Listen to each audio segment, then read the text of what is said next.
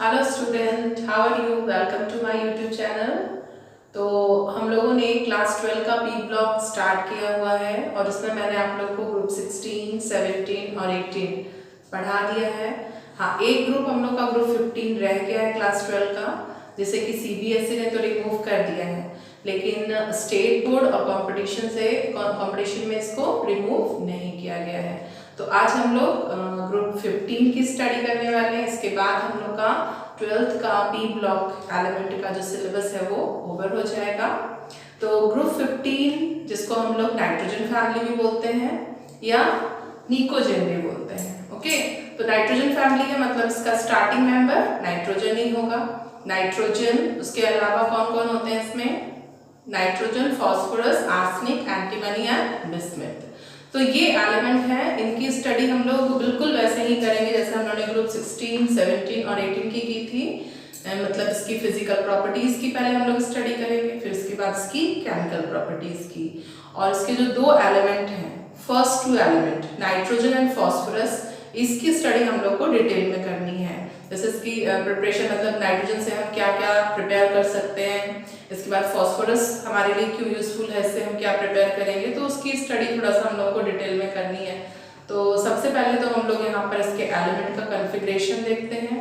और P block में इसको क्यों रखा गया है आप लोग को पता होगा, क्योंकि नाइट्रोजन के जो भी ग्रुप के एलिमेंट्स हैं उन सभी का लास्ट इलेक्ट्रॉन किस में जाता है? पी सब शेल में जाता है। इसलिए इन लोगों को कहाँ प्लेस रखा गया, कहाँ प्लेस किया गया है? पी ब्लॉक में।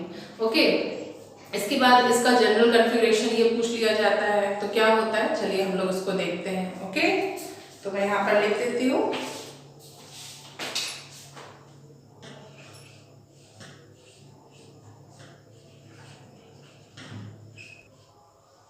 Electronic configuration of group 15th elements. तो सबसे पहले हम लोग इसमें इन एलिमेंट्स के नेम लिख लेते हैं। तो सबसे फर्स्ट एलिमेंट है nitrogen, phosphorus, arsenic, antimony and bismuth. तो मैं इसका वैलेंस शेल का कॉन्फ़िगरेशन लिखूंगी। सभी को पता है कि इसका एटॉमिक नंबर कितना होता है? 7। तो लास्ट इलेक्ट्रॉन इसका जाता है second cell 2s2 2p3, 1s2 2s2 2p3। समझ में आ रहा है आप लोग को? चलिए मैं यहाँ पर एक बता भी देती हूँ इसका। 1s2 2s2 2p3, 4 and 3 7। Atomic number इसका कितना? 7 होता है। ओके, वैसे ही फास्फोरस का मैं कॉन्फ़िगरेशन, तो ये क्या है हमारा? सेकेंड पीरियड में आता है। तो ये किस में आता है? Third, fourth, fifth and sixth period. तो वैलेंस जो शेल होती है वो किसको बताती है? पीरियड को। जो पीरियड है वो बता रहा है कि भाई इसके पास नंबर ऑफ शेल्स फास्फोरस के पास कितनी है? 3 है। तो हम लोग सीधे सीधे आ जाते हैं इनका जनरल कॉन्फ़िगरेशन निकाल के। यहाँ मैं लिख देती हूँ NS2 NP3, ये होगा इसका जनरल कॉन्फ़िगरेशन। तो उसी के अकॉर्डिंग हम फास्फोरस, आर्सेनिक, एंटीमनी और बिस्मथ के वैलेंस शेल का इलेक्ट्रॉनिक कॉन्फ़िगरेशन लिख सकते हैं। तो फास्फोरस का हो जाएगा 3s2 3p3। नेक्स्ट आर्सेनिक का हो जाएगा 4s2 4p3 एंड एंटीमनी का हो जाएगा 5s2 5p3। Okay, and bismuth का हो जाएगा 6s2 6p3। तो जनरल कॉन्फ़िगरेशन बिल्कुल सही है। n यहाँ पर वेरी कर रहा है शेल नंबर। इसकी वैलेंस शेल क्या है? 2 एंड फास्फोरस की है 3, आर्सेनिक 4, एंटीमनी 5 एंड बिस्मथ की है 6, जो कि इस ग्रुप का लास्ट मेंबर है। तो ये अपने ग्रुप में सबसे क्या हो जाएगा? छोटा, और ये सबसे बड़ा हो जाएगा। तो जनरल कॉन्फ़िगरेशन आएगा तो NS2 NP3 के कॉन्फ़िगरेशन काफी स्टेबल है। क्यों है? क्योंकि जो p सब शेल है उसका अगर हम कॉन्फ़िगरेशन देखें, जैसे s में मैक्सिमम इलेक्ट्रॉन कैपेसिटी कितनी है फिल करने की? 2।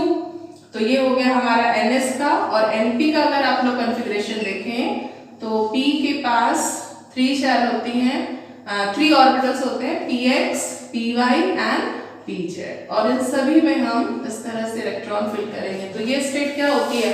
हाफ फिल्ड स्टेट होती है। और हम लोग को पता है कि किसी भी एटम की जो हाफ फिल्ड स्टेट होती है वो किसी भी एटम को क्या कर देती है, एक्स्ट्रा स्टेबिलिटी प्रोवाइड करती है।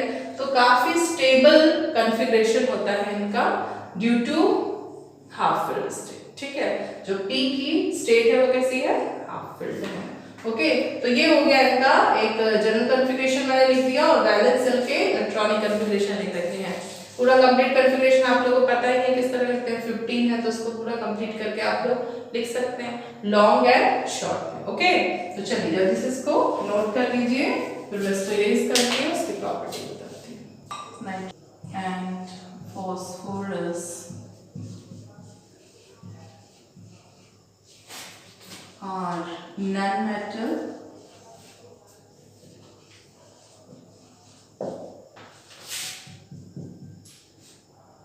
arsenic and antimony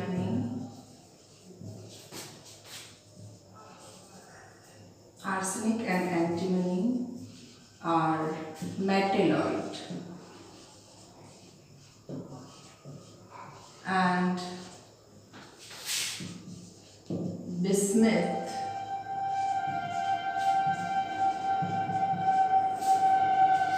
have metallic property.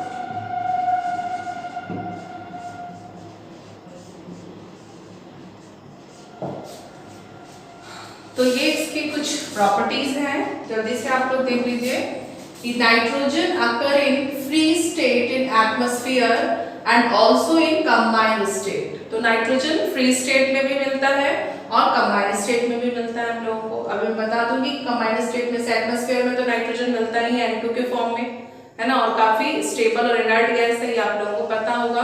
क्यों है ये क्वेश्चन पूछा जाता है, इसलिए है क्योंकि नाइट्रोजन जो मॉलिक्यूल है N2 मॉलिक्यूल, तो एटम के बीच में इसमें क्या होते हैं, ट्रिपल बॉन्ड फॉर्म होते हैं और इस ट्रिपल बॉन्ड को रूम टेम्परेचर पर ब्रेक करना इम्पॉसिबल होता है। मतलब इसकी आयनाइजेशन एंथैल्पी बहुत ज्यादा हाई होती है। इस बॉन्ड को ब्रेक करने में जो एनर्जी हमको देनी होती है वो रूम टेम्परेचर से बहुत ज्यादा होती है। इसलिए जितने भी फास्ट फूड जैसे चिप्स वगैरह होते हैं वो सारे जो पैकेट्स, फूड पैकेट्स होते हैं उसमें जो गैस फिल की जाती है वो एक्चुअली में कौन सी होती है, नाइट्रोजन ही होती है। ओके, तो फ्री स्टेट में ये मिलती है, इनर्ट बिहेवियर शो करती है। इससे क्वेश्चन आता है किस तरह का, वो मैंने बता दिया कि क्यों ये इनर्ट बिहेवियर शो करती है, तो किस लिए, क्योंकि इसमें ट्रिपल बॉन्ड होते हैं। ओके, और रूम टेम्परेचर में ये इजीली ब्रेक नहीं हो पाता है। Okay, now next is other members of this group occur only in combined state. बाकी जो भी other members है except nitrogen, कौन कौन बच गया, phosphorus, arsenic, antimony and bismuth, they all are occur in किस फॉर्म में मिल रहे हैं हमको, combined state में। Okay, now next is nitrogen present 78% by volume of atmosphere। ये हम लोगों को पता है कि atmosphere में 78% by volume किसका होता है, तो वो नाइट्रोजन गैस का होता है। Okay, now next is nitrogen and phosphorus are non metal. Nitrogen और फास्फोरस कैसे हैं, नॉन मेटल है। And arsenic and antimony are metalloid and bismuth have metallic property. तो आप लोगों को ये पता होगा कि बिस्मुथ जो है वो बिल्कुल भी लास्ट मेंबर है इस ग्रुप का, ग्रुप 15 का। और किसी भी ग्रुप में जैसे ही हम लोग टॉप टू बॉटम चलते हैं तो जो लास्ट मेंबर होता है ग्रुप का वो मेटालिक बिहेवियर शो करता है। क्यों करता है, क्योंकि उसका एटॉमिक साइज क्या होता है, बहुत ज्यादा बड़ा होता है। और एटॉमिक साइज बड़ा होने की वजह से उसका न्यूक्लियस जो है वो आउटर मोस्ट जो शेल है उसके इलेक्ट्रॉन से काफी दूर चला जाता है, इसलिए उसके बीच का जो अट्रैक्शन फोर्स होता है वो वीक हो जाता है और इजीली यहाँ पर इलेक्ट्रॉन का निकलना आसान हो जाता है। तो कोई भी एटम अपने इलेक्ट्रॉन को इजीली लूज करता है तो उसका बिहेवियर कैसा हो जाता है, मेटाबॉलिक। ओके, तो ये रीजन है। पहले तो आप ये पॉइंट्स लिख लें, फिर मैं आगे की इसकी प्रॉपर्टी बताती हूँ, कहाँ कहाँ नाइट्रोजन हम लोगों को मिलेगा, किस फॉर्म में, कंबाइंड स्टेट में। चलिए इसको नोट करिए पहले आप लोग, फिर मैं इसे मिटा देती हूँ। PO4 6 Ca, X की जगह हम यहाँ पे fluorine, bromine and hydroxyl group कुछ भी ले सकते हैं, तो मैं यहाँ पे F2 ले रही हूँ, तो ये हो जाएगा हमारा फ्लूरो एपेटाइट बाद एक और ले लेते हैं Ca9PO4 6CaCl2। तो ये हो जाएगा हमारा क्लोरोएपेटाइट। तो इस तरह से फास्फोरस और नाइट्रोजन किस तरह से मिल रहे हैं हम लोगों को कंबाइंड स्टेट में, वो मैंने यहाँ बता दिया। नाइट्रोजन जो है वो अर्थ प्लस में नाइट्रेट के फॉर्म में मिलती है, sodium nitrate and potassium nitrate NaNO3, जिसको हम चिली सॉल्ट पीटर के नाम से भी जान रहे हैं। और उसके बाद पोटेशियम नाइट्रेट को हम कैसे जानते हैं, तो वो इंडियन सॉल्ट पीटर के नाम से। इसके बाद है फास्फोरस, जो सेकंड मेंबर है ग्रुप 15 का। तो फास्फोरस जो है वो फॉस्फेट रॉक के फॉर्म में, एपेटाइट के फॉर्म में मिलता है हम लोग को। ये एपेटाइट क्या है, तो Ca9PO4 का होल 6 CaX2। X यहाँ पे क्या है, हैलोजन, और हैलोजन के फॉर्म में क्या क्या हो सकता है, फ्लोरीन हो सकता है, क्लोरीन हो सकता है, ब्रोमीन हो सकता है, हाइड्रोक्सिल ग्रुप हो सकता है, ये सब हो सकते हैं X की जगह। तो अभी मैं यहाँ पर एपेटाइट ग्रुप के बाद जो हैलोजन है वहां पर क्या ले रही हूँ, फ्लोरीन। तो ये हो गया हमारा फ्लूरोएपेटाइट। और इसके बाद मैंने यहाँ पर क्लोरीन ले लिया है X की जगह पे, तो हमारा हो गया ये फ्लूरोएपेटाइट। तो इस तरह से फास्फोरस और नाइट्रोजन हमको कंबाइंड स्टेट में आर्थिक में मिल रहे हैं। ओके, इसके बाद आर्सेनिक, एंटीमनी, बिस्मिथ है, वो हम लोगों को जो सल्फाइड मिनरल्स होते हैं उसके फॉर्म में मिलते हैं। ओके, तो पहले आप लोग इसको नोट करिए अच्छे से, फिर हम लोग इसकी फिजिकल प्रॉपर्टीज स्टडी करेंगे। In case of successive ionization enthalpy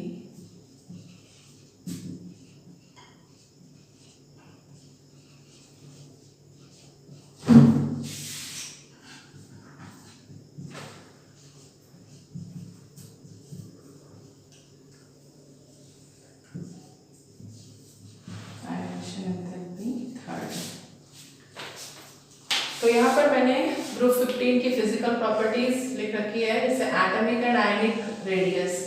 तो ये तो एज यूजुअल होगा जैसा कि हर ग्रुप में होता है।